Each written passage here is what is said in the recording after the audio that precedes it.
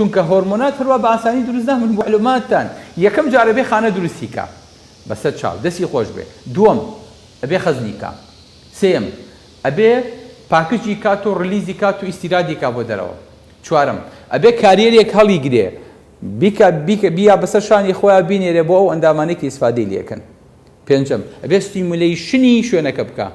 خەڵی شەشەم بریتیە لە دیجەنەڕیشن واتە پوکانەوە و نەمانی هۆرمۆنەکە. بەس ئایا نامێنێ؟ نەخێت، ئەو هۆرمۆنی کە دروست بوو پێشتر نامێنێ، ساکەنە هۆرمۆنی تر شوێنی گرتوێتەوە و ئەوەی پیر بووە ئەڕوا نەوە تازەکەیەتە شوێنەکەی.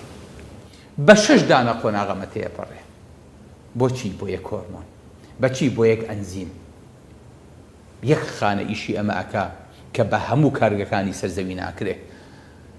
پرسیارە لە خۆ کردووە، قەت لە خۆ پرسیوە کە خوای گەورە فەرمێ ئەفەلا تۆبسیرون، یعنی چی؟ ئایا نایبینن؟ ئاخۆ نایبینن؟ ئایا بەبیرمان هاتوو ئاوا جارێک کەوکوژی بۆ ئەم بابەتە دانیشین پێشەوەی دنیامان لە دەستچێت و ئەم دنیاە بەجێ بێڵین بزانین ئەمانە لە چۆ بۆچی هاتوون؟ قەت بیرمان لەوە کردەوە خۆشەویستەکانم.